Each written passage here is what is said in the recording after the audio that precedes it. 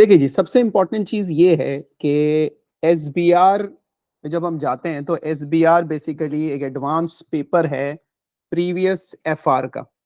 Student ने इससे पहले एफआर स्टडी किया हुआ होता है in terms of financial reporting.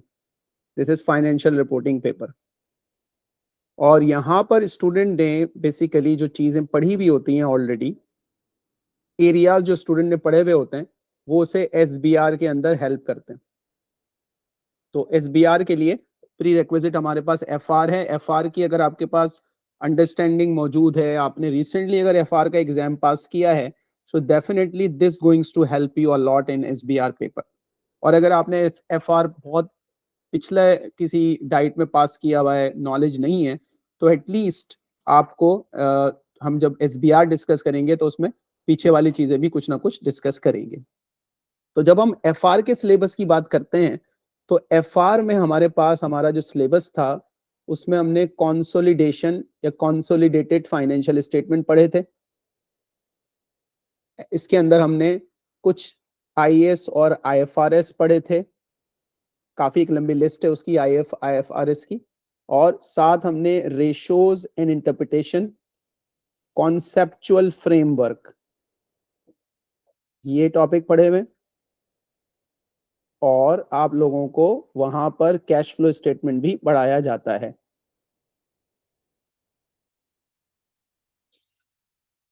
Along with single company financial statement, ये हमने एफआर के सिलेबस में पढ़ा हुआ है।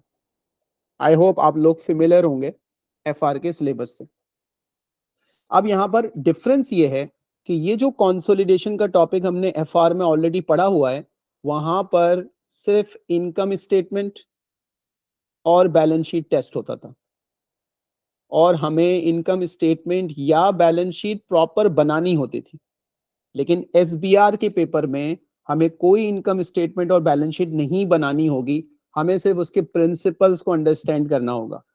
अब नए एसबीआर के सिलेबस में फ्रॉम सितंबर ऑनवर्ड्स अब complete income statement balance sheet बनाने की रिक्वायरमेंट खत्म कर दी गई है। That is a very good thing for the student. दूसरी चीज ये है कि एसबीआर में कंसोलिडेशन में आपके पास काफी एडवांसमेंट आएगी, जो मैं आपको लेटर ऑन बताऊंगा। वहां पर आपके पास कंसोलिडेटेड कैश फ्लो स्टेटमेंट भी इंट्रोड्यूस हो जाएगा। यहां पर हमने सिर्फ सिंगल कंपनी का कैश फ्लो स्टेटमेंट पढ़ा हुआ है। अब हम consolidated income statement, consolidated balance sheet और consolidated statement of cash flow भी स्टडी करेंगे। अभी जो रीसेंट अटेम्प्ट हमारे पास आई है, उसमें एक पेपर में कंसोलिडेटेड कैश फ्लो भी टेस्ट किया गया है, उसको भी हम डिस्कस करेंगे, एग्जामिनर रिपोर्ट को भी। अच्छा, जो आईएएस आईएफआरएस हम लोगों ने एफआर में पढ़े हुए हैं, वो आईएएस आईएफआरएस सारे रिपीट होंगे। कुछ और फर्दर डिटेल के अंदर हम स्टडी करेंगे, और कुछ नए आईएएस और आईएफआरएस हम एसबीआर के कोर्स में पढ़ेंगे। एसबीआर के कोर्स में परफॉर्मेंस मेजरमेंट का टॉपिक भी है, लेकिन रेशियो एनालिसिस जिस लेवल का एफआर में पूछा जाता है उस तरह से नहीं पूछा जाता, क्योंकि एफआर और एसबीआर में in terms of paper structure काफी डिफरेंसेस मौजूद हैं। कॉन्सेप्चुअल फ्रेमवर्क एसबीआर के लिए बहुत इंपॉर्टेंट है, इंतहाई इंपॉर्टेंट है।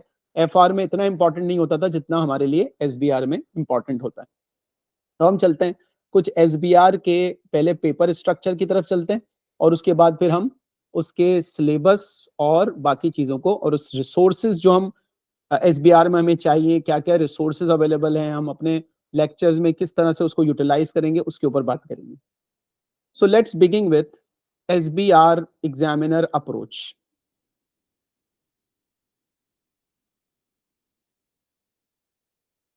अब ये जो स्टडी गाइड आपको यहाँ पर दी हुई है एसबीआर के लिए, तो यहाँ पर अल्टीमेटली हमारे पास एसबीआर के पेपर में 3 क्वेश्चंस एग्जामिन होते हैं। सेक्शन ए में हमारे पास एक क्वेश्चन आता है which is worth 50, sorry 2 questions आते हैं which is worth 50 marks. Section A comprises of 2 questions and section B comprises of 2 questions. तो पहला जो सेक्शन होगा हमारे पास, यहाँ पर हमारे पास जो एरियाज हैं एग्जामिनेबल, उसमें 2 compulsory scenario based question examinable होते हैं वर्थ 50 मार्क्स के। और इसके अंदर पहला सवाल एक मैंडेटरी क्वेश्चन है जिसमें कंसोलिडेटेड फाइनेंशियल स्टेटमेंट टेस्ट किया जाएगा. Question number 1 will be worth 30 marks and will always examine group accounting. लेकिन ऐसा नहीं है कि ग्रुप अकाउंटिंग 30 मार्क्स के लिए एग्जामिन होगी. इसके अंदर डिफरेंट अकाउंटिंग स्टैंडर्ड्स भी टेस्ट किए जाएंगे. तो ऑन द होल हम ये कह सकते हैं कि ग्रुप अकाउंटिंग का जो वेटेज होगा वो एटलीस्ट 15 मार्क्स का तो अवेलेबल होगा. 15 मार्क्स से ज्यादा भी हो सकता है, लेकिन पूरा सवाल ग्रुप अकाउंटिंग का नहीं होगा, उसमें डिफरेंट स्टैंडर्ड्स भी टेस्ट किए जाएंगे. So question 1 will be worth 30 marks and will always examine group accounting. It may also examine other reporting issues. In this question, candidate will be required to discuss the correct accounting treatment of a range of issues. And candidates will need to use a pre-populated spreadsheet response to correct a draft consolidated financial statement, which might be balance sheet, which might be profit and loss account, or which might be a statement of cash flow. और 10 to 14 marks जो दिए जाएंगे वो spreadsheet की requirement के लिए दिए जाएंगे. Candidate will not be asked to prepare consolidated financial statement from the individual financial statement of parent and its subsidies. अब ये जो सवाल है ये कैसे पूछा जाता है कि आपको एक प्री पॉपुलेटेड स्प्रेडशीट दी हुई होती है, कंसोलिडेशन का सवाल दिया हुआ होता है, आपको या तो उसमें कुछ करेक्शंस करनी पड़ेंगी या कुछ नई कैलकुलेशंस आपको उसके अंदर करनी पड़ेगी. जैसे आपसे कहा जाएगा सपोज कि आप गुडविल कैलकुलेट कर लें, तो आप गुडविल कैलकुलेट कर लेंगे. आपसे कहा जाएगा आप एनसीआई कैलकुलेट कर लें, आपसे कहा जाएगा कि आप रिटेन अर्निंग कैलकुलेट करके दे दें, या कोई मिस्टेक्स दी हुई होंगी, एरर्स दिए हुए होंगे, उनको ठीक कर लें. इस तरह से सवाल हमारे पास यहाँ पर एक प्री पॉपुलेटेड स्प्रेडशीट की फॉर्म में पूछा जाएगा. और वो इनकम स्टेटमेंट पे भी हो सकता है, बैलेंस शीट पे भी हो सकता है, कैश फ्लो पे भी हो सकता है. तो ये एक चेंज है. तो अगर 14 मार्क्स का 10 टू 14 मार्क्स की हमारे पास प्री पॉपुलेटेड स्प्रेडशीट दी जाती है, तो लाइकली है कि 5 से 10 नंबर का हमारे पास एक दूसरे स्टैंडर्ड का सवाल भी यहाँ पर हो सकता है, which might be financial instrument IFRS 9, which might be another standards. ठीक है, ये पूछे जाते हैं. अब ग्रुप अकाउंटिंग कितनी डेप्थ में पूछा जाता है, इसके लिए हम स्टडी सिलेबस गाइड को रेफर करेंगे कि ग्रुप अकाउंटिंग में हमारे पास कौन कौन से नए एरियाज हैं जो हमने एफआर के अंदर ऑलरेडी स्टडी नहीं किए हुए, वो क्या पूछे जाएंगे, वो हम लेटर ऑन डिस्कस करेंगे. जैसे इसके अंदर फॉर एग्जांपल एक नया कॉन्सेप्ट इंट्रोड्यूस होगा फॉरेन सब्सिडरी का, कि अगर एक लोकल सब्सिडरी आपके पास है पाकिस्तान में, किसी और कंट्री में, और आपकी एक सब्सिडरी किसी और मुल्क में एग्जिस्ट करती है, तो उसकी करेंसी डिफरेंट होगी, आपकी करेंसी डिफरेंट होगी, तो how to consolidate a foreign subsidiary. अभी जो मार्च एग्जाम हुआ है उसके अंदर एक वेरिएंट में फॉरेन सब्सिडरी वाला प्रॉब्लम डिस्कस किया गया है. एग्जामिनर ने पूछा है कि फॉरेन सब्सिडरी की आप कैलकुलेशन करके दें. तो अब फॉरेन सब्सिडी जब हमारे पास आती है तो हमारे लिए एक चैलेंज क्रिएट होता है कि हमें उसकी बैलेंस शीट और इनकम स्टेटमेंट को लोकल करेंसी के हिसाब से ट्रांसलेट करना.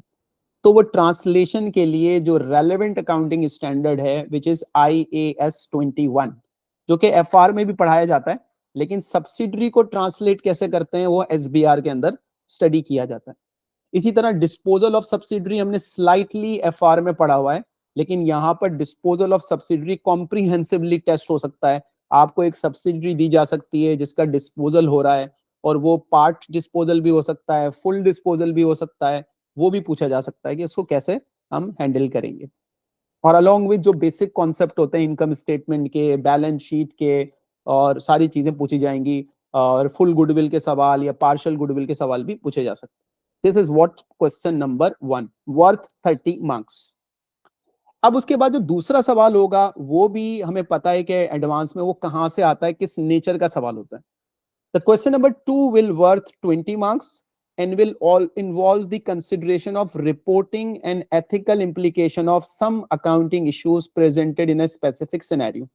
अब ये जो सवाल होता है वो हमेशा एथिक्स से रिलेटेड होता है. एथिक्स से रिलेटेड वो कोई अकाउंटिंग इशू भी पूछ सकता है, वो कोई नई अकाउंटिंग प्रैक्टिसेस में एथिकल रिस्पॉन्सिबिलिटीज वगैरह भी पूछ सकता है. तो स्टूडेंट को जो ACCA का कोड ऑफ एथिक्स है वो अप्लाई करना होता है. इस सवाल के अंदर आपको आइडेंटिफाई करना होगा कि एथिकल डायलेमा क्या दिया हुआ है, कौन सी एथिकल प्रिंसिपल की वायलेशन हो रही है, integrity, objectivity, professional competence and due care, professional behaviour, उससे कनेक्ट करके पूछा जाता है.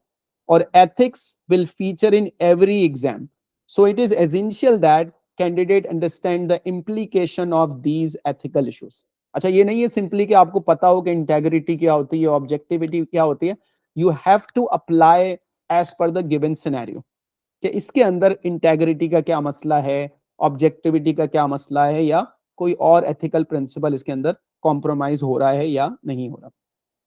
और इस 20 नंबर के सवाल में एथिक्स के साथ साथ अदर अकाउंटिंग स्टैंडर्ड के इश्यूज भी पूछे जा सकते हैं.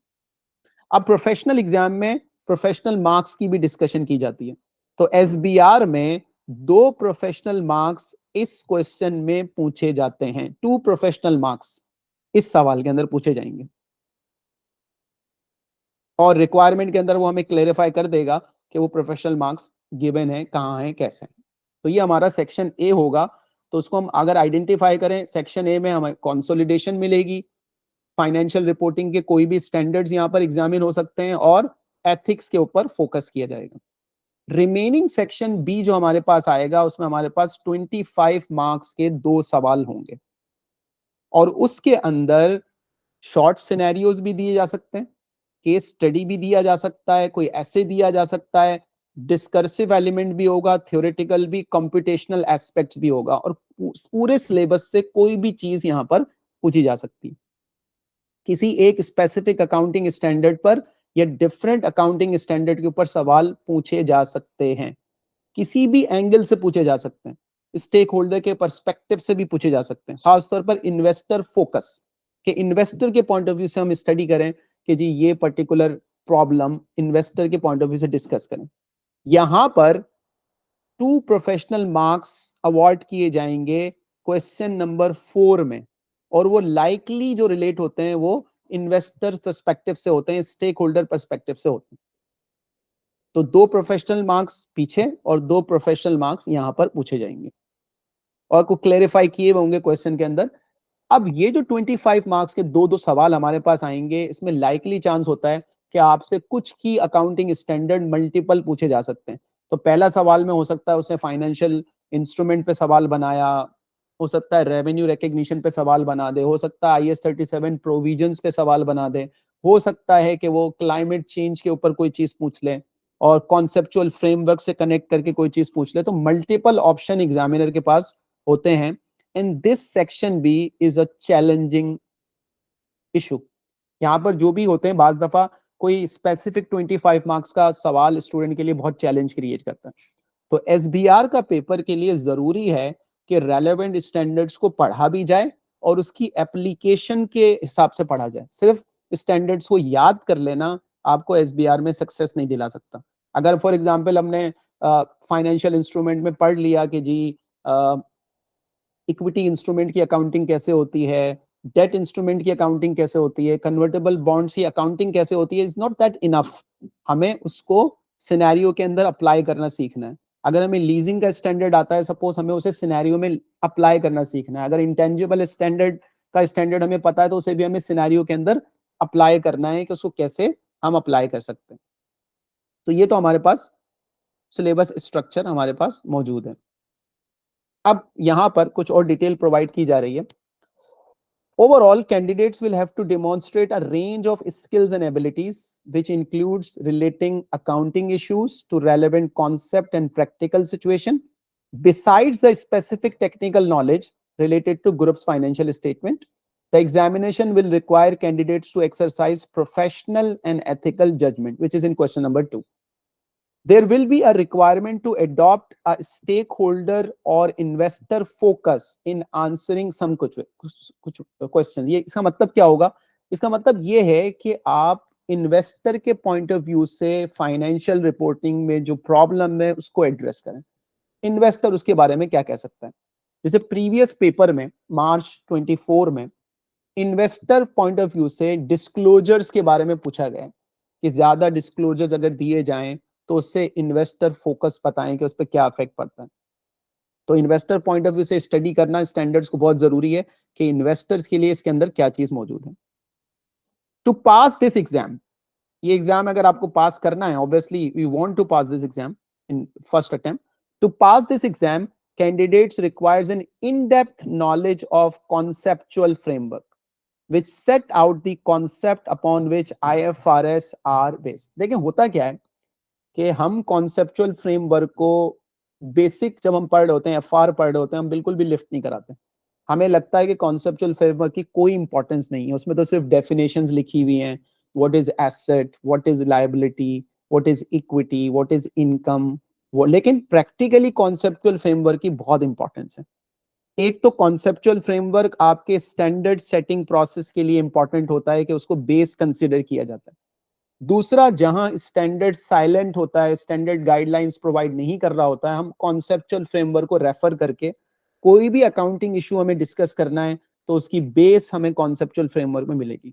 हमें रिकग्निशन क्राइटेरिया का बताया जाता है, हमें क्वालिटेटिव कैरेक्टरिस्टिक्स की पूरी अंडरस्टैंडिंग होती है उसके अंदर से. तो कॉन्सेप्चुअल फ्रेमवर्क आपके एग्जाम के लिए बहुत इंपॉर्टेंट है.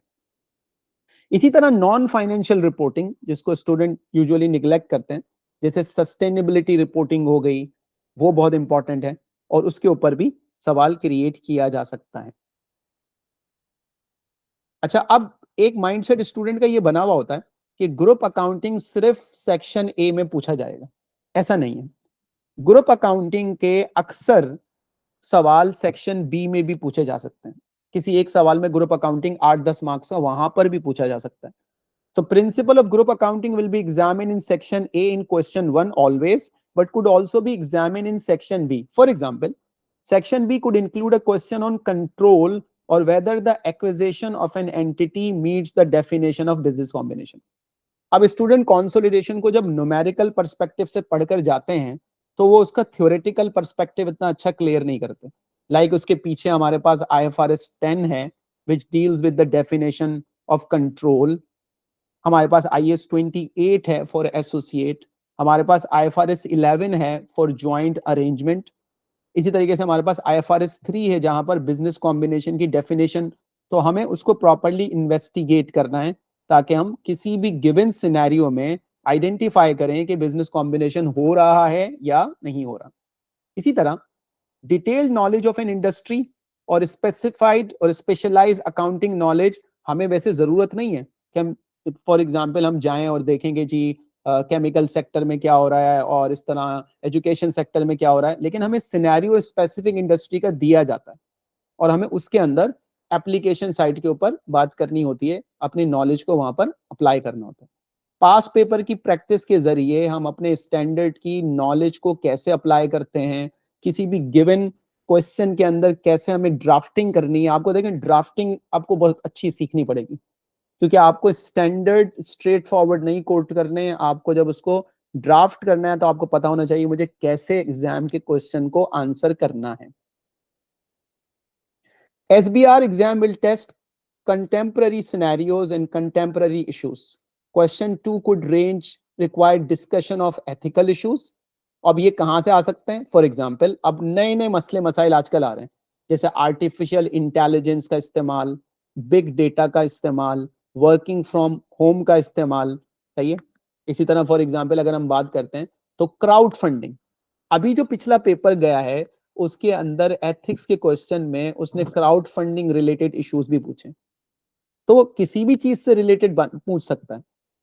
जैसे यहाँ इन्होंने मेंशन किया है कि हमें डिजिटल एसेट की इन्वेस्टमेंट, जैसे क्रिप्टो करेंसी हो गई, नेचुरल डिजास्टर, क्लाइमेट चेंज, इन चीजों को भी आजकल एग्जामिनर, नए नए इश्यूज है मार्केट में, तो उसको एग्जामिनर क्वेश्चन नंबर 2 में ज्यादा टारगेट कर रहा है. So you need to properly investigate के जी डिजिटल एसेट की अकाउंटिंग के क्या इश्यूज हैं, क्रिप्टो करेंसी के, नेचुरल डिजास्टर के, क्लाइमेट चेंज से अकाउंटिंग स्टैंडर्ड्स के ऊपर क्या फर्क पड़ता है, बिग डेटा, आर्टिफिशियल इंटेलिजेंस, इसको भी हमें इग्नोर नहीं करना पड़ता. इसी तरीके से candidate should be aware that the same topic can appear in more than one question. For example, impairment of financial asset can be part of several question in the exam. तो हो सकता है कि एक अकाउंटिंग स्टैंडर्ड सेक्शन ए में भी पूछा जाए और एक अकाउंटिंग स्टैंडर्ड सेक्शन बी में भी पूछा जाए. तो अगर आपका वो अकाउंटिंग स्टैंडर्ड अच्छा नहीं होगा तो इसका मतलब है आपको टफ टाइम मिलेगा. और इसकी हम अंडरस्टैंडिंग जो है वो काफी एसीसी के टेक्निकल आर्टिकल्स अवेलेबल हैं, जैसे क्रिप्टो करेंसी के ऊपर हो गया, क्लाइमेट रिपोर्टिंग के ऊपर हो गया।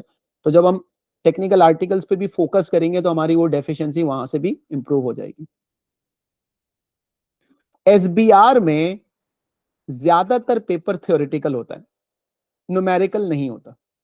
ज्यादा मार्क्स हमें थ्योरी के यानी कि ड्राफ्टिंग के होते हैं as compare to numerical answer. तो अगर हम न्यूमेरिकल आंसर प्रैक्टिस करते हैं और उसी पे फोकस करते हैं और कंसोलिडेशन के 15 20 25 सवाल प्रैक्टिस करते हैं और स्टैंडर्ड बेस्ड थ्योरी के सवाल प्रैक्टिस नहीं करते तो हम पास नहीं हो सकते। Simply practicing numerical question will not result in success and the written answer should be in sufficient depth. अब ये एक चैलेंज आता है स्टूडेंट को कि जी मुझे आंसर ड्राफ्ट कैसे करना है, कितनी डेप्थ लिखनी है, कैसे मुझे उस मसले के अंदर आंसर करना है।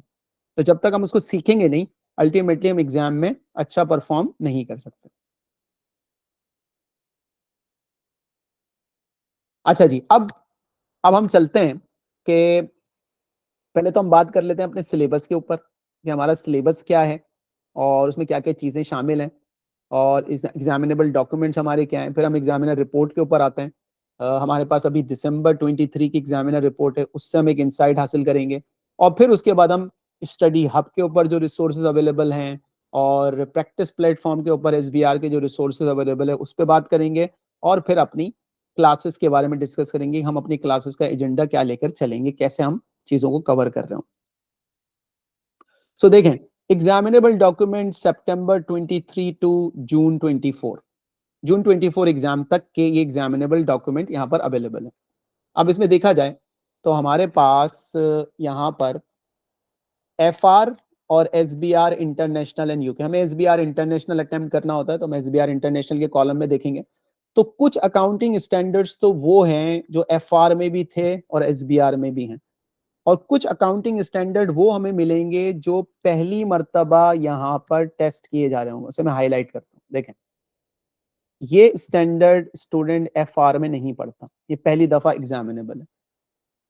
ये एक डिस्क्लोजर बेस्ड स्टैंडर्ड, इसमें कोई न्यूमेरिकल नहीं है, इसमें सिर्फ और सिर्फ डिस्क्लोजर बेस्ड डिस्कशन है और इसके अंदर एथिक्स बहुत अच्छी तरीके से अप्लाई हो सकता है। ये सेक्शन ए में भी एज अ पार्ट क्वेश्चन आ सकता है एथिक्स वाले सवाल में और ये सेक्शन बी में एक लाइकली सवाल हो सकता है क्योंकि रिलेटेड पार्टी नॉर्मली एक कॉमन इशू होता है बिजनेस के अंदर। लेकिन ये कभी भी कोई बड़ा सवाल बनकर नहीं आता, ये नॉर्मली एक पार्ट क्वेश्चन बनकर आता है क्योंकि एक छोटा सा स्टैंडर्ड है, बिल्कुल मुख्तसर सा स्टैंडर्ड है कि अगर दो एंटिटीज रिलेटेड पार्टी हैं या कोई एक बंदा है वो किसी एंटिटी के साथ रिलेटेड पार्टी है, उसका रिलेशनशिप है, तो उस रिलेशनशिप की वजह से हमें क्या क्या चीजें एक्स्ट्रा डिस्क्लोजर्स के अंदर डालनी पड़ेंगी। लाइकवाइज अगर हम देखें तो एक और स्टैंडर्ड है IAS 34 इंटरम फाइनेंशियल रिपोर्टिंग, ये भी हम पहली मरतबा पढ़ेंगे लेकिन ये इतना एग्जामिनेबल टॉपिक नहीं है, रेयरली कभी एग्जामिनर IAS 34 की तरफ गया है, तो लीस्ट इंपॉर्टेंट स्टैंडर्ड है पेपर के पॉइंट ऑफ व्यू से।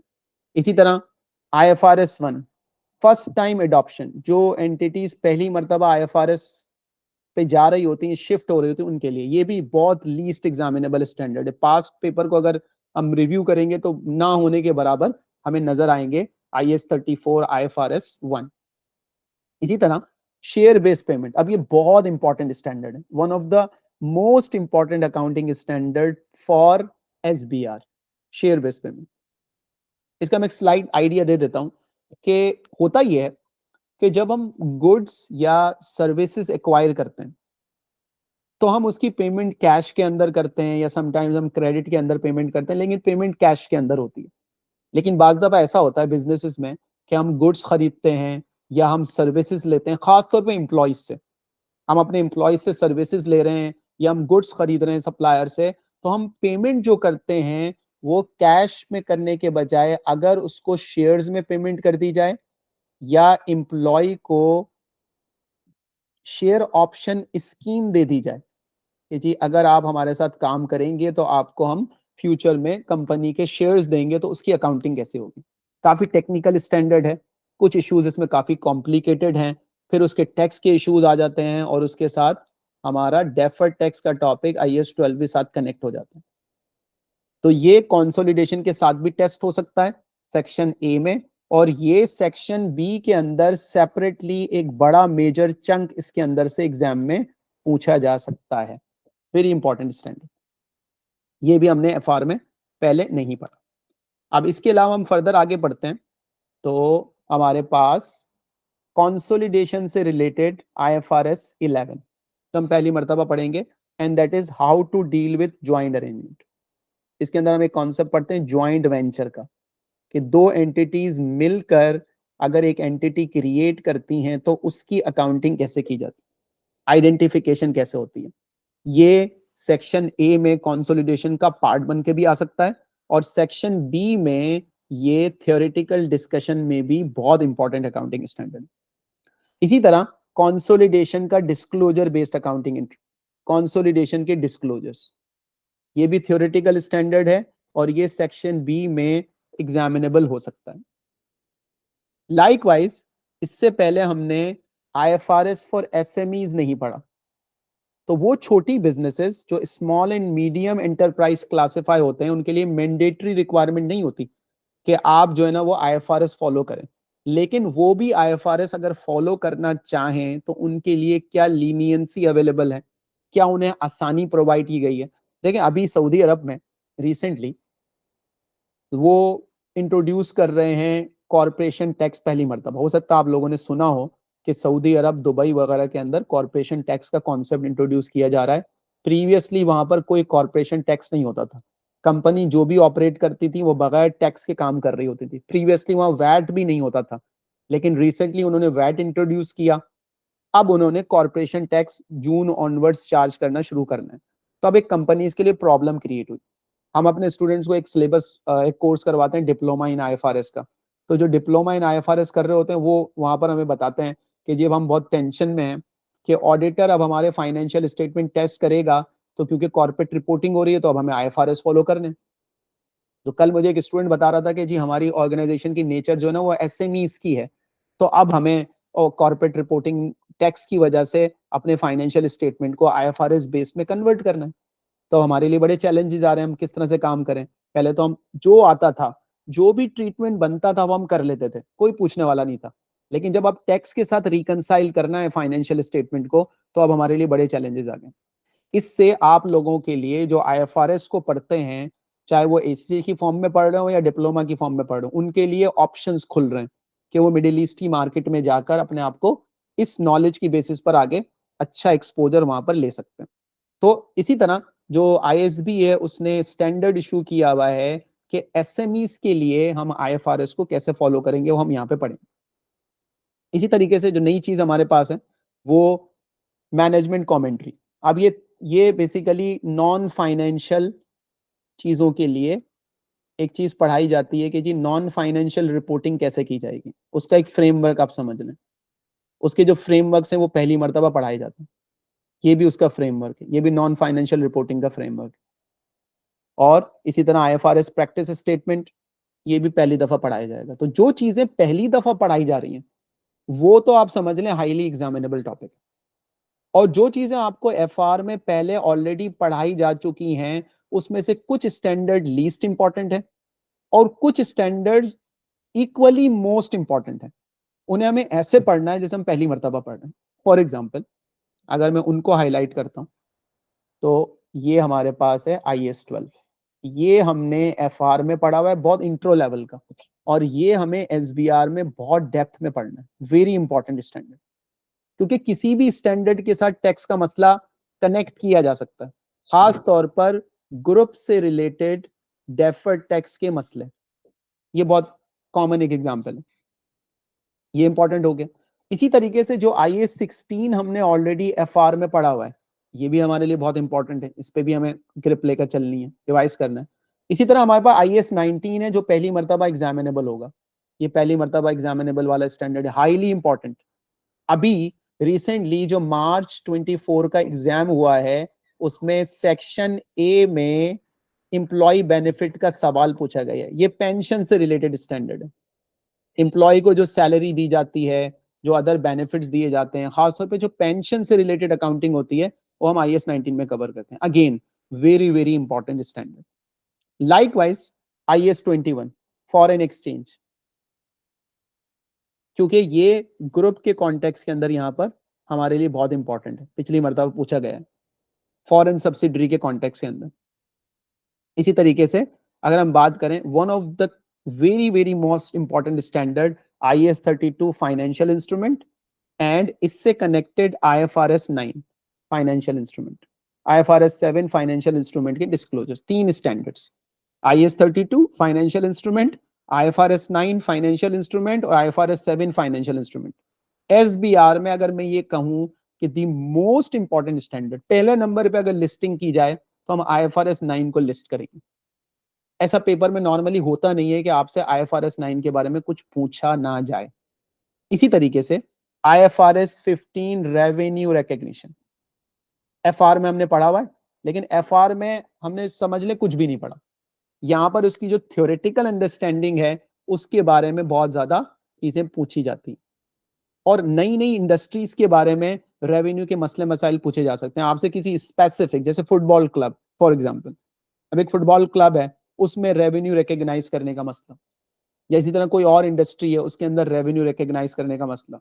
लाइकवाइज IFRS 16 लीजेस, लेसी की अकाउंटिंग FR में पढ़ाई जाती है, लेसोर की accounting, lease back, sale and lease back की accounting, again a very very important standard, theoretical, खास तौर पे थ्योरेटिकल नॉट न्यूमेरिकल, जो कि यहाँ पर इंपॉर्टेंट है। इसी तरह IFRS 8 पहली मर्तबा न्यू स्टैंडर्ड, ये भी डिस्क्लोजर बेस्ड स्टैंडर्ड पहली दफा पढ़ाया जाता है, इतना इंपॉर्टेंट नहीं है लेकिन कोई पार्ट क्वेश्चन सेक्शन बी में इसमें से भी पूछा जा सकता है। Likewise IFRS 5 held for sale, SBR के लिए इंपॉर्टेंट स्टैंडर्ड। FR में हमने पढ़ा हुआ है, लेकिन यहाँ पर डिसकंटिन्यूड ऑपरेशन हो गया, सब्सिडरी के डिस्पोजल्स हो गए, इस तरीके से। IFRS 3 business combination, IFRS 10 consolidated financial statement, theory के लिए हम ऑलरेडी डिस्कस कर चुके हैं कि ये इंपॉर्टेंट स्टैंडर्ड। इसी तरीके से कुछ स्टैंडर्ड्स हैं, जैसे इसको भी हम इंपॉर्टेंट रीड करेंगे, IAS 36 हम पहले पढ़ चुके हैं, लेकिन यहाँ पर भी हमारे लिए इंपॉर्टेंट है। लेकिन कुछ स्टैंडर्ड्स ऐसे हैं जिनको हम इंपॉर्टेंट स्टैंडर्ड काउंट नहीं करते, उनको हम लीस्ट इंपॉर्टेंट स्टैंडर्ड काउंट करते हैं, लेकिन उनमें से भी कुछ चीजें एग्जामिनेबल हो सकती हैं।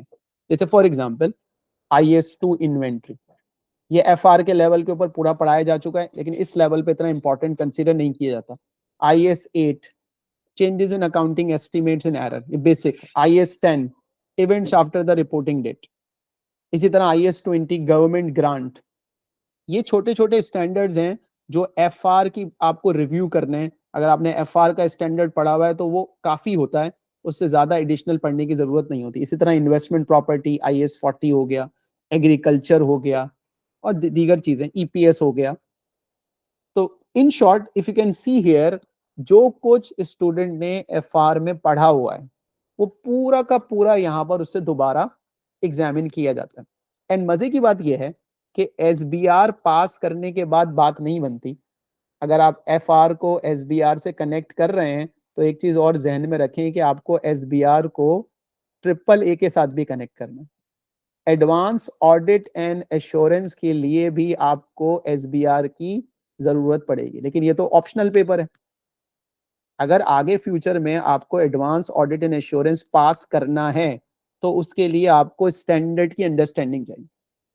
तो हम स्टूडेंट को ये भी एडवाइस करते हैं कि जो लोग SBR पास कर लेते हैं तो अगर वो इमीडिएटली AAA उनका दिमाग बनता है, अगर वो AAA में इंटरेस्टेड हैं, वो चाहते हैं कि हम एडवांस ऑडिट एंड एश्योरेंस भी दे दें, तो उन्हें फौरन दे देना चाहिए।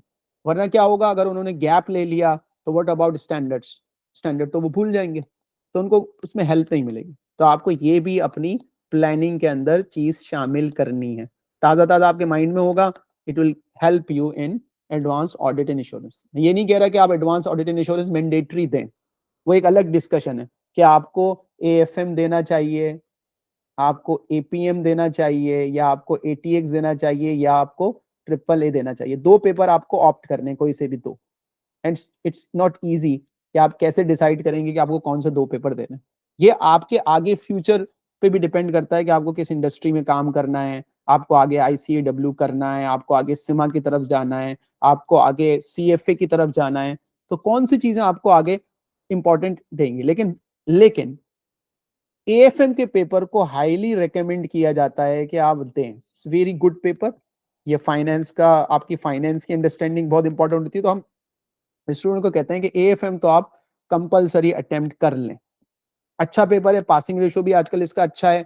जिसकी F9 की अंडरस्टैंडिंग, एफएम की अंडरस्टैंडिंग अच्छी होती है, उसको यहाँ पर हेल्प भी मिलती है, और ये आगे भी आपको काम दे सकता है। ये चीजें बताई जाती हैं स्टूडेंट्स को। तो ये हमारा एक अंडरस्टैंडिंग हो गई सिलेबस डॉक्यूमेंट की, कि हमारे पास क्या सिलेबस डॉक्यूमेंट अवेलेबल है, ये हमने बात कर ली। अब ये पूरा सिलेबस अल्टीमेटली यहाँ पर आपके पास स्टडी गाइड मौजूद है, और इसको भी हम जरा थोड़ा सा देख लेते हैं। ये स्टडी गाइड हमारे पास अवेलेबल है। इसमें देखिए लिंकेज मैं आपको ऑलरेडी बता चुका हूं, इस लिंकेज को देखें तो यहाँ पर ये SBR है, इसके पीछे आपके पास प्री रिक्विजिट FR है, उसके पीछे प्री रिक्विजिट फाइनेंशियल अकाउंटिंग है। ये पेपर पढ़ने के बाद हमें यहाँ हेल्प मिलती है, और ये पेपर पढ़ने के बाद हमें यहाँ हेल्प मिलती है, और ये इन्होंने एडवांस ऑडिट एंड इंश्योरेंस को साथ कनेक्ट किया हुआ। सिलेबस कैसे एग्जामिन किया जाएगा, ये सारी चीजें हम पढ़ चुके हैं। डॉक्यूमेंट आपसे शेयर किया जाएगा, do read that document as well. और इसी तरीके से सेक्शन ए 50 मार्क्स का 2 सवाल, क्या क्या चीजें आएंगी उसमें। Section B introduction to the syllabus, उसके अंदर क्या क्या चीजें होंगी, ये सारी चीजें हम पढ़ चुके हैं। अच्छा जी, इसके साथ अब देखें मेन कैपेबिलिटीज जो हमें चाहिए SBR का पेपर पास करने के लिए। स्टूडेंट में ये कैपेबिलिटीज डेवलप करनी है। आपको 3 महीने में, 6 महीने में, जब भी आपको पेपर देना है, आपको अगर ये पेपर अफेक्टिवली पास करना है, तो आपके अंदर ये एबिलिटीज क्रिएट होनी चाहिए। क्या एबिलिटी क्रिएट होनी चाहिए? Fundamental ethical and professional principle को अप्लाई करना एथिकल डायलेमास में, डिस्कस करना कि अनएथिकल बिहेवियर के कॉन्सिक्वेंसेस क्या होते हैं। कहां पर आएगा ये? सेक्शन ए में क्वेश्चन नंबर 2। कॉन्टेक्स्ट क्या बनेगा, वो कॉन्टेक्स्ट भी मैं बता चुका हूं कि वो कॉन्टेक्स्ट क्या क्या बन सकता है। इसी तरीके से evaluate the appropriateness of the financial reporting framework and critically discuss changes in accounting regulations। आजकल फ्रेमवर्क और जो रेगुलेशंस चेंज हो रही हैं वो। apply professionल judgment in reporting of financial performance of a range of entities। यानी कि ये इन्वेस्टर फोकस जो हम बात कर रहे थे, कि आपको performance measurement, financial performance measurement और नॉन फाइनेंशियल परफॉर्मेंस मेजरमेंट, और ये सिंगल एंटिटी से रिलेटेड भी हो सकता है, ग्रुप से रिलेटेड भी हो सकता है, ये पब्लिक सेक्टर से भी रिलेटेड हो सकता है, नॉट फॉर प्रॉफिट से भी हो सकता है।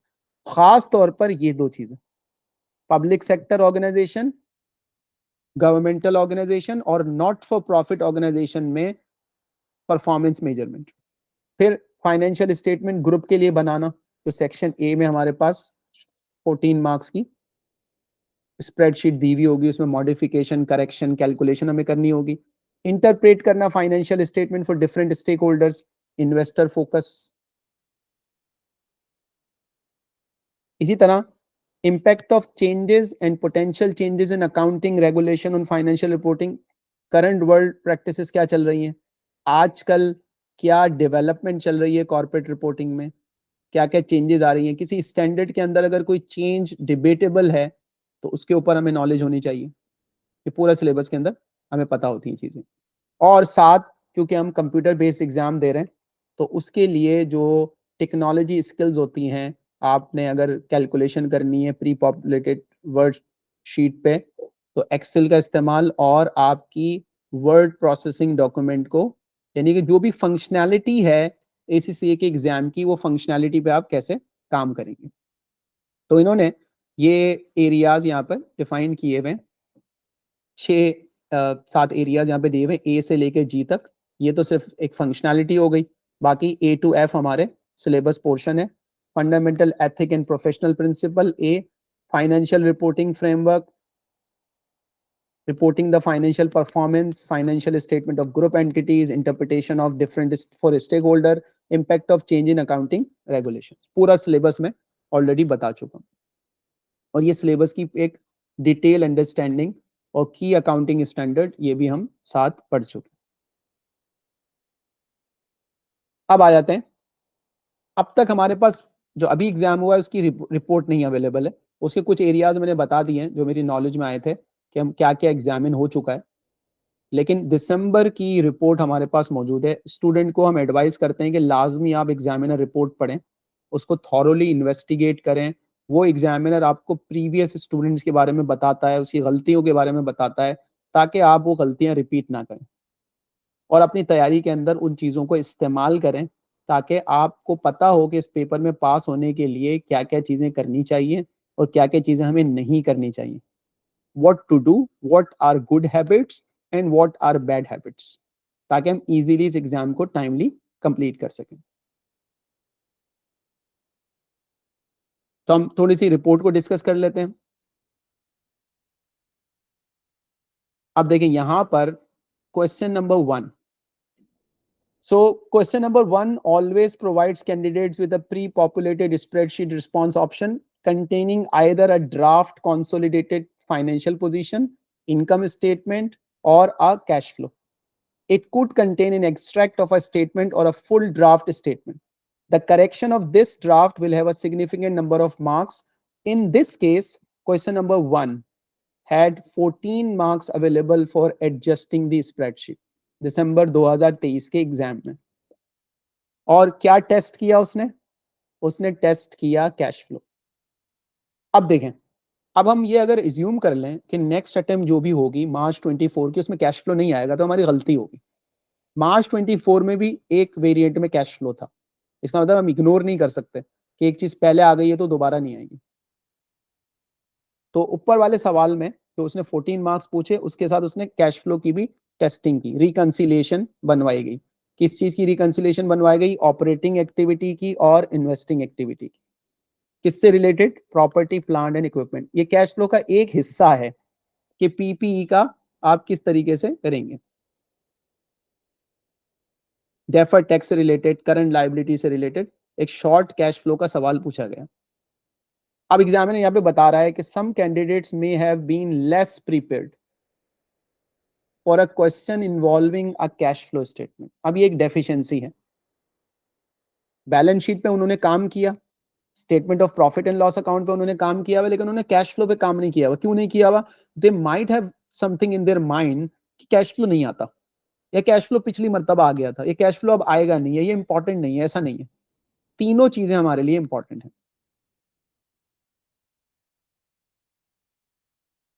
और फिर फर्दर इन्होंने यहाँ पर, अब ये सवाल इन्होंने यहाँ पे शेयर किया हुआ है कि सवाल एक्चुअली था क्या। Adjust the pre populated spreadsheet to prepare revised extracts for the operating and investing activity of the cash flow for the group. 14 marks. Explain the adjustment required to correct the operating and investing activity of cash flow. देखिए 24 marks का cash flow, pre populated तो उसने 14 marks से देना ही देना है, लेकिन उसने 10 मार्क्स और एक्स्ट्रा, यानी कि कैश फ्लो के 24 मार्क्स पूछे गए। अगर किसी की कैश फ्लो की तैयारी अच्छी थी फॉर एग्जाम्पल, तो वो इस पेपर में आराम से उसने सक्सेस हासिल की होगी, और जिसकी तैयारी नहीं होगी वो बहुत बुरा फंसा होगा, क्योंकि आपका पहला सवाल अच्छा होना जरूरी है अगर आपको एग्जाम को किल करना है, एग्जाम को सक्सेसफुली पास करना है। अब इसकी पूरी डिटेल है, ऑब्वियसली अभी जरूरी नहीं है कि और क्या क्या चीजें इसके अंदर थी, ये रीड करके अंदाजा लगाया जा सकता है, तो उसको हम टाइमली साथ साथ रखना चाहिए, रीड करना चाहिए। क्या क्या गलतियां स्टूडेंट ने की, स्प्रेडशीट के अंदर स्टूडेंट ने क्या क्या गलतियां की, वो भी साथ रखना चाहिए। उसके बाद जो 6 मार्क्स थे, तो 30 मार्क्स का क्वेश्चन है। यहां पर इन्होंने एक स्टैंडर्ड सेट टेस्ट किया, और ये स्टैंडर्ड किससे रिलेटेड है? Financial instrument, IFRS 9, debt, equity, liabilities.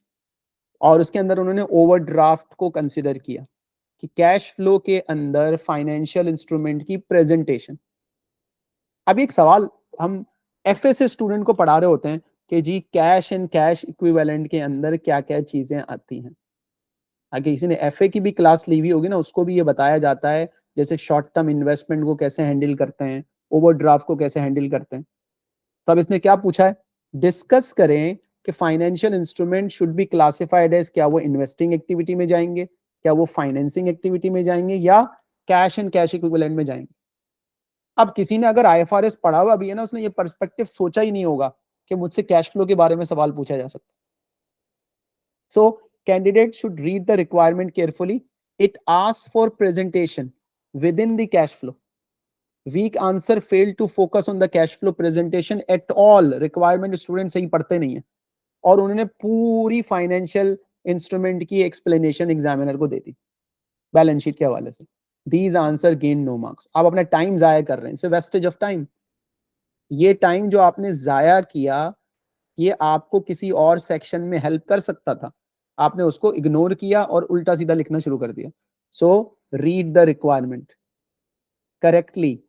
ये बहुत जरूरी है कि आपको पता होना चाहिए कि आपसे क्या पूछा जा रहा है. जब आप रीड द रिक्वायरमेंट करेंगे प्रॉपरली, तभी आप प्रॉपर आंसर कर सकते हैं.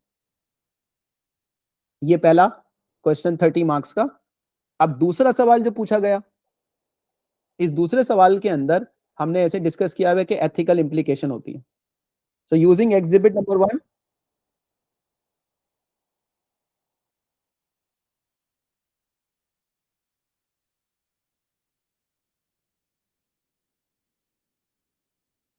अच्छा जी.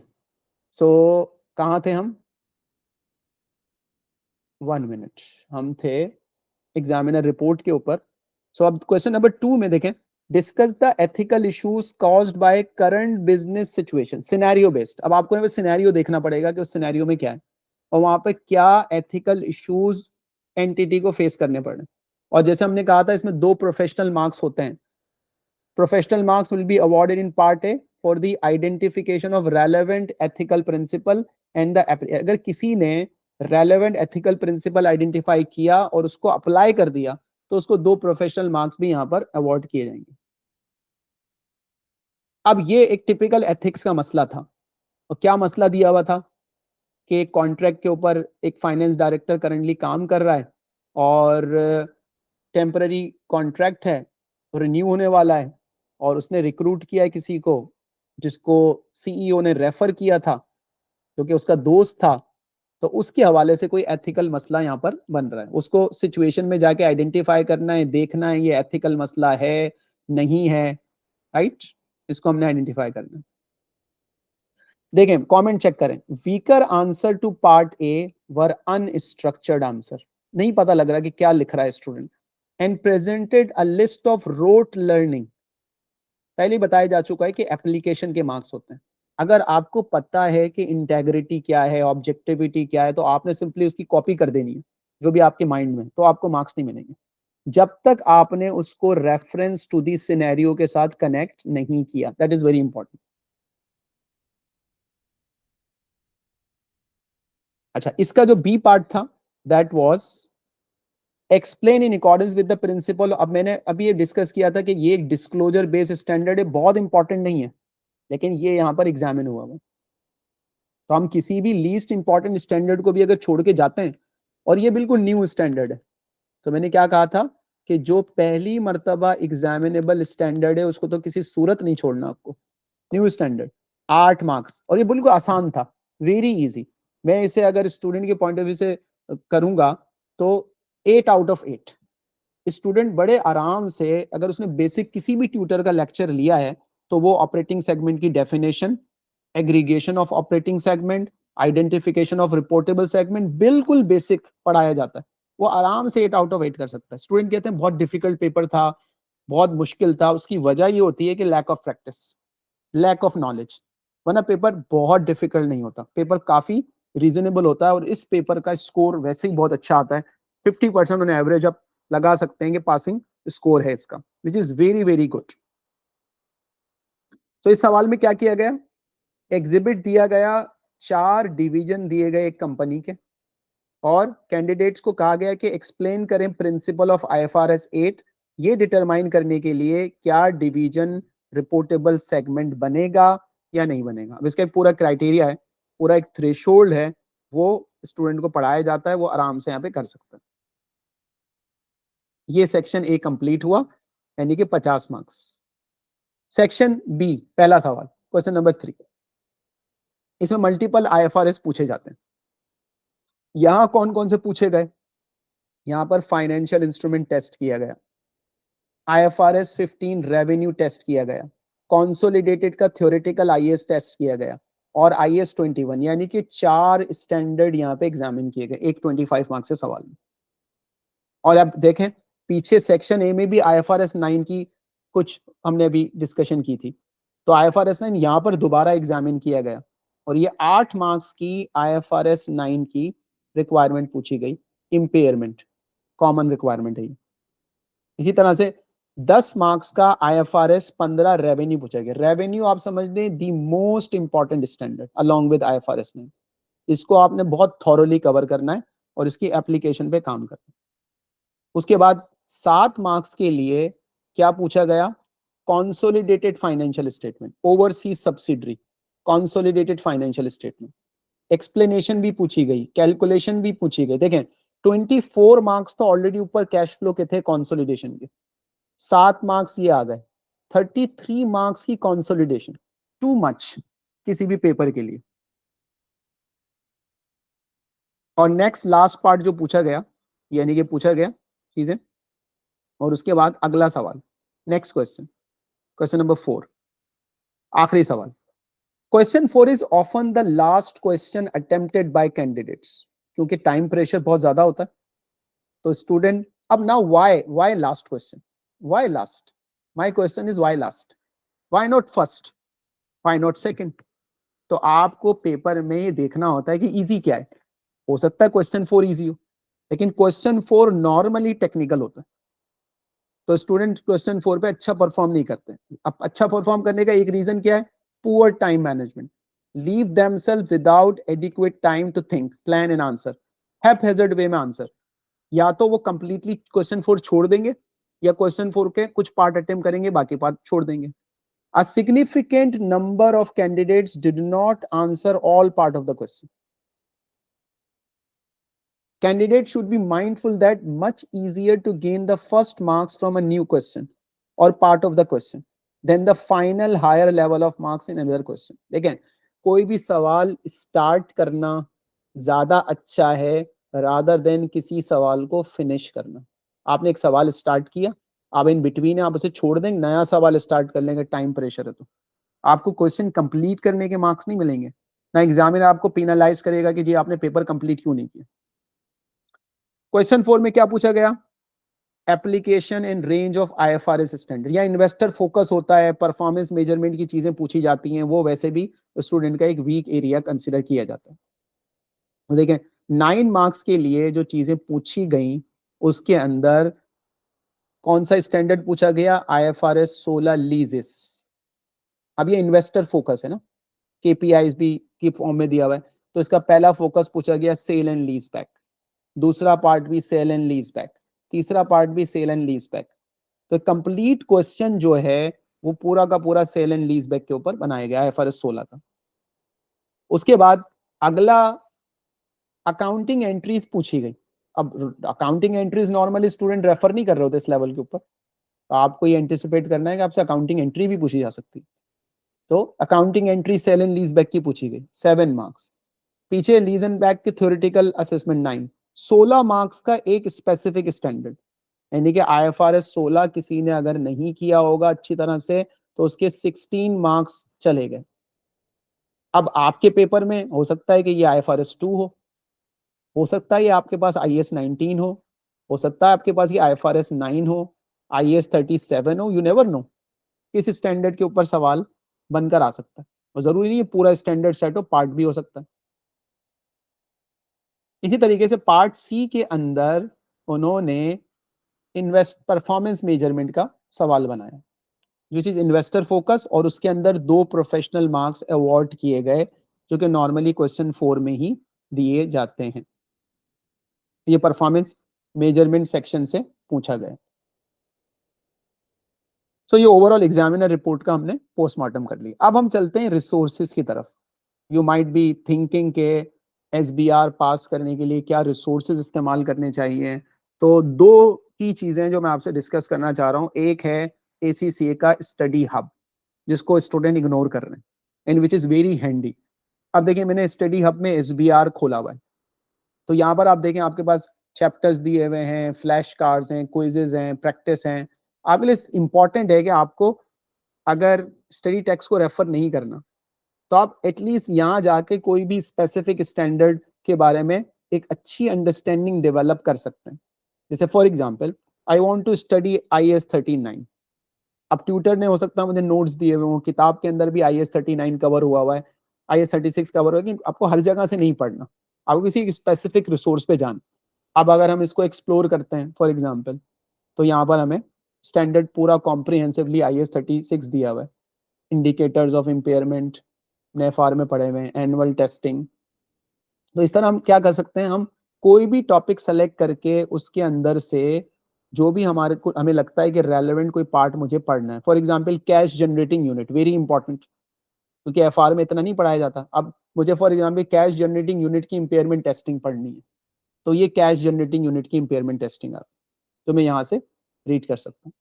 देखें in depth knowledge of standard is जरूरी, मैंडेटरी है कि आपको हर स्टैंडर्ड को थॉरोली स्टडी करना है, ऊपर ऊपर से नहीं पढ़ना। अगर आप किसी भी स्टैंडर्ड को ऊपर ऊपर से पढ़ के जाएंगे so that would be a deadly thing for you. Flash cards आपको चीजों को रिवाइज करने के लिए दिए जाते हैं, यहाँ पे 173 फ्लैश कार्ड्स दिए हुए हैं।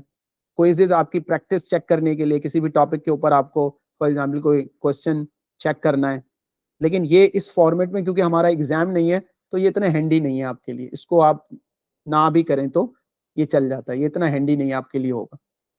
और ये फिर आपके एग्जाम स्टाइल क्वेश्चन है। फॉर एग्जाम्पल अगर मैं ग्रुप एंटिटीज का कोई सवाल अटेम्प्ट करना चाहता हूँ, मैं एथिक्स का सवाल अटेम्प्ट करना चाहता हूँ, तो यहाँ पर मुझे फॉर एग्जाम्पल एक ग्रुप का एक सवाल दिया हुआ है, ये मैंने ओपन किया तो ये ग्रुप का सवाल दिया हुआ है, ग्रुप पर्सपेक्टिव के अंदर ये सवाल दिया हुआ है। पूरा एक ड्राफ्ट बैलेंस शीट बनी हुई है, इसी तरह कैश फ्लो बना हुआ है, 30 मार्क्स का सवाल है।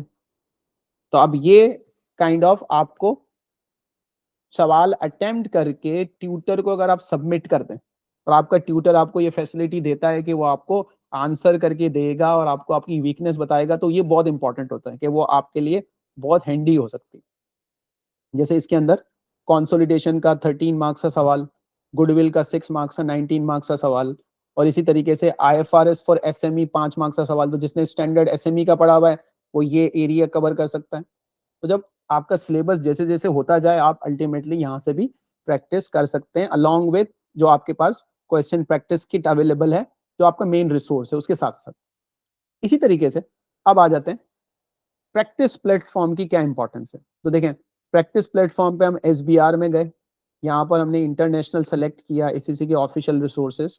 तो आपको यहाँ पर पास्ट एग्जाम लाइब्रेरी ये आपको मिल रहे हैं सवालात, इसी तरह प्रैक्टिस एग्जाम आपको दिए हुए, इसी तरह आपके पास स्पेसिमेन एग्जाम दिए हुए। अब प्रैक्टिस एग्जाम पे जाते हैं फॉर एग्जांपल, तो यहाँ पर हम देखें फॉर एग्जांपल ये सपोज हमने एक प्रैक्टिस एग्जाम यहाँ पर असाइन किया, ये हमारे पास यहाँ पर प्रैक्टिस एग्जाम आ गया। कोई भी प्रैक्टिस एग्जाम आप ले लें यहाँ पर, और ये ले लें आप, सपोज ये ले लें, और इसको आप ये प्रैक्टिस प्लेटफॉर्म जब आप एग्जाम के नियर होंगे मॉक की प्रैक्टिस के लिए ACC जून के लिए प्री मॉक अनाउंस करेगा, इसकी आपको प्रैक्टिस इसी प्लेटफॉर्म पे करके और ट्यूटर के साथ अपनी वीकनेसेस को आपको आइडेंटिफाई करना है कि जी मुझे बताएं कि मेरे क्या क्या इश्यूज थे, मैं उसे कैसे बेहतर कर सकता हूँ। लाइकवाइज अब क्वेश्चन नंबर 1 देखें, जो एक हमारे पास कंसोलिडेशन का 30 मार्क्स का क्वेश्चन होता है। आपके पास 3 एग्जिबिट दिए हुए, रिक्वायरमेंट आपको 30 मार्क्स की दी हुई है। स्प्रेडशीट खोलें, अगर ये खुल जाती है टाइमली, ये आपको स्प्रेडशीट दी हुई है, ठीक है। अब ये प्री पॉपुलेटेड यहाँ पर ये शो नहीं हो रही, तो हम सवाल पे चले जाते हैं। ये इसने आपको एक इंफॉर्मेशन दी हुई है, ये भी कंसोलिडेशन की। अब ये जो दी हुई है इंफॉर्मेशन डिसकंटिन्यूड ऑपरेशन, ये IFRS 5 डिसकंटिन्यूड ऑपरेशन का, इसका मतलब ये हुआ कि यहाँ पर कुछ स्टैंडर्ड की रिक्वायरमेंट होगी, कुछ कंसोलिडेशन की रिक्वायरमेंट होगी।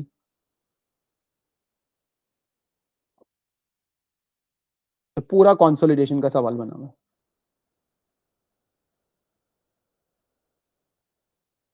कैलकुलेशन करनी है, एक्सप्लेनेशन करनी है, ठीक है। तो ये प्रैक्टिस के साथ साथ आपकी कंसोलिडेशन बहुत बड़ा टॉपिक है। कंसोलिडेशन की आपको सफिशिएंट प्रैक्टिस करनी है, उसको अप्लाई करना है, कैलकुलेशन सीखनी है, एरर्स आइडेंटिफिकेशन सीखने हैं, किस तरीके से चीजें होती हैं। और इसी तरीके से हम आगे बढ़ते हैं तो हम फॉर एग्जाम्पल अगर स्टैंडर्ड बेस्ड स्टैंडर्ड पे जाते हैं तो देखें, कंसाइनमेंट इन्वेंट्री या IFRS 15 का इशू है, इस पे इन्होंने सवाल बनाया हुआ है। इसी तरह प्रोविजन फॉर टैक्स लाइबिलिटी, ये डेफर्ड टैक्स IS 12 का इशू है। हिस्टोरिकल एक्सचेंज रेट, ये IS 21 फॉरेन एक्सचेंज का मसला है, ये आपकी रिक्वायरमेंट आ गई। 7 मार्क्स का IFRS 15, 37 IS 37 प्रोविजन 10 मार्क्स का टैक्स के कॉन्टेक्स्ट में दिया हुआ है। और आखिर के अंदर इन्होंने कॉम्प्रिहेंसिवली जो है ना वो फाइनेंशियल इंस्ट्रूमेंट की historical cost accounting, exchange rate और उसके मसले डिस्कस किए। तो इन शॉर्ट ये प्रैक्टिस प्लेटफॉर्म की अगर आप आदत बनाते हैं, सपोज स्टूडेंट आदत बनाता है प्रैक्टिस प्लेटफॉर्म की, तो जब तक वो ये सॉल्व नहीं करेगा, वो अल्टीमेटली उसे ये आइडिया नहीं होगा कि एग्जाम में चीजें आती कैसे हैं, कैसे अटेम्प्ट करते हैं। तो मॉक एग्जाम, अब आपको कहीं किसी से मॉक एग्जाम प्रैक्टिस मटेरियल लेने की जरूरत नहीं पड़ती। ACC आपको प्रैक्टिस प्लेटफॉर्म दे रहा है, उसी को आपको करना है और उसके बेसिस पर आपको ट्यूटर से अपना चेक करवा लेना है कि जी ये मैंने सॉल्व कर लिया है, ये आप मुझे चेक करके दें, इसके ऊपर मुझे आप अपडेट करें कि मेरी वीकनेसेस क्या है, टाइम मैनेजमेंट का जो प्रेशर आ रहा है फॉर एग्जाम्पल, उसे मुझे कैसे एड्रेस करना है। तो ये आज का हमारा एजेंडा था, ओरिएंटेशन का डिस्कस करना। मैंने सारी चीजें इसके अंदर डिस्कस कर ली हैं। अब मैं आपको क्वेश्चन आंसर के लिए कुछ टाइम दे रहा हूं, तो you can ask me any question like that. हम लोग इस सेशन में SBR का कोर्स लाइव ऑफर कर रहे हैं। लाइव हमारी क्लासेस होंगी वीकली, ठीक है। साथ आपको रिकॉर्डेड लेक्चर्स की सपोर्ट दी जाएगी। जो लाइव लेक्चर्स होंगे वो भी रिकॉर्डेड फॉर्म में ग्रेजुअली हमारे पोर्टल पे ऐड होते जाएंगे। अलॉन्ग विद जो भी टॉपिक्स हम कवर करेंगे उसकी प्रैक्टिस करेंगे रिवीजन किट से। हमारी प्रेफरेंस होगी कैप्लान की रिवीजन किट, इसके अंदर सारे पास पेपर्स अवेलेबल होते हैं। तो जो हमारी एग्जाम की रिक्वायरमेंट है उसके हिसाब से हम चल रहे होंगे। स्टैंडर्ड जो भी हम पढ़ रहे होंगे, कोई भी स्टैंडर्ड हम पढ़ेंगे, तो हम प्रीवियस स्टैंडर्ड हमने पढ़ा हुआ होगा तो हमारी कोशिश होगी कि हम उसका रिव्यू करें, ये प्रीवियस जो स्टैंडर्ड है। और वो स्टैंडर्ड जो लीस्ट इंपॉर्टेंट है वो आपको कहा जाए कि आप स्टडी कर लें, उसको रिवाइज कर लें, उसमें कोई डिफिकल्टी लेवल आएगा तो वो डिफिकल्टी लेवल पूछ लें। जो बहुत लीस्ट इंपॉर्टेंट स्टैंडर्ड है वो हम लाइव डिस्कस नहीं करेंगे। जो हाईली इंपॉर्टेंट स्टैंडर्ड है, न्यू स्टैंडर्ड है, वो डेफिनेटली लाइव क्लासेस में डिस्कस किए जाएंगे। और जो FR के इंपॉर्टेंट स्टैंडर्ड हैं, जो FR में पूछे जा चुके हैं, जैसे IFRS 15 हो गया, लीजेस होगी, ये सारे स्टैंडर्ड हमें लाजमी डिस्कस करने, ताकि हम टाइमली अपने सिलेबस को भी कंप्लीट करें और स्टूडेंट को इतनी इन डेप्थ नॉलेज प्रोवाइड करें अलॉन्ग विद प्रैक्टिस कि जब वो एग्जाम में जाए तो वो कंफर्टेबल होकर मैंने इतनी तैयारी की हुई है कि मैं आराम से इस पेपर को निकाल सकता हूँ। अब now it's up to you कि आप एक सिंगल अटेम्प्ट 2 महीने 3 महीने बाद जून अटेम्प्ट में अपने आप को कंफर्टेबल समझते हैं तो आप जून अटेम्प्ट में दें एग्जाम। अगर आपको लगता है मेरे पास इतना सफिशिएंट टाइम नहीं है और मुझे सितंबर में जाना चाहिए, तो इट्स अप टू यू। आप अपनी कन्वीनियंस, अपनी टाइम मैनेजमेंट, अपनी प्रोफेशनल जो भी रिक्वायरमेंट है उसको देखें और अकॉर्डिंगली आपको पेपर प्लान करना है। अगर मुझसे पूछा जाए कि जी ये जून के लिए हो सकता है, तो मार्च अप्रैल में 3 मंथ्स डूएबल है, लेकिन इट डिपेंड्स कि आप वीकली रेगुलर टाइम दे रहे हैं।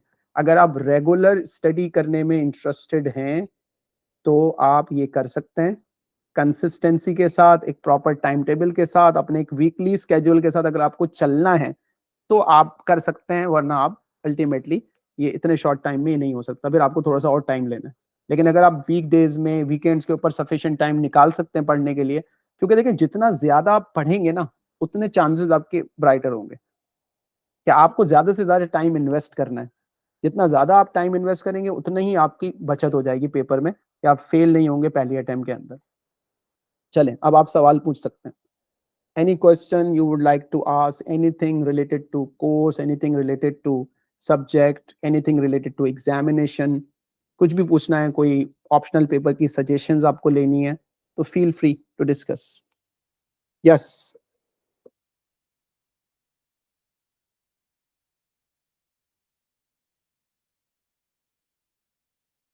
स्टडी रिसोर्स आपके पास कैपलान की स्टडी टेक्स्ट इस्तेमाल कर सकते हैं आप, बीपीपी का स्टडी टेक्स्ट इस्तेमाल कर सकते हैं अगर आपको बहुत ज़्यादा पढ़ने का शौक है, वरना हर स्टैंडर्ड के आपको नोट्स प्रोवाइड किए जाएंगे, आपको स्टैंडर्ड उन नोट्स से कवर करना होगा along with lecture.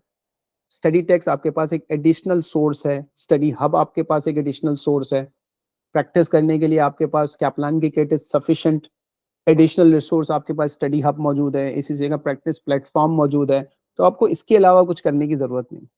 Don't go for के मुझे कोई और क्वेश्चंस मिल जाएं या मैं बीपीपी भी अटेम्प्ट कर लूं। अगर आपने कैपलान प्रैक्टिस करना शुरू की है तो आपको बीपीपी की कोई जरूरत नहीं, आपको 2 बुक्स की जरूरत नहीं है, आपको 2 रिवीजन किट की जरूरत नहीं है, आपको ऑनलाइन पास पेपर्स ढूंढने की जरूरत नहीं है। जो भी पास पेपर आपको करने हैं या तो किट से करने हैं या प्रैक्टिस प्लेटफॉर्म से करने हैं। डोंट गो इधर वे के आप ढूंढना शुरू कर दें कि मुझे और कोई रिसोर्स मिल जाए। पेपर बहुत डिफिकल्ट नहीं है, पेपर बहुत आसान नहीं है, पेपर मैनेजेबल पेपर होता है। तो जो स्टूडेंट एक डिसेंट तरीके से तैयारी करेंगे, जो चीज़ें मैंने समझाई हैं, जो चीज़ें एग्जामिनर रिपोर्ट में, एग्जामिनर टीम की गाइडेंस में हमने स्टडी की है, अगर उसको लेके चलेंगे तो it's very manageable paper. I am not saying it's very easy paper, but it's very manageable paper. लेकिन ये भी ध्यान में रखें, you have to get knowledge, ताकि आपको वो आगे प्रैक्टिकल वर्ल्ड में काम आए, और एडवांस ऑडिट एंड इंश्योरेंस को माइंड में रखते हुए हम चीज़ों को पढ़ें कि हमें इतने स्टैंडर्ड की ग्रिप हो कि जब हम उसकी ऑडिट एंड इंश्योरेंस की एप्लीकेशन पे जाएं तो हमें टफ टाइम ना मिले।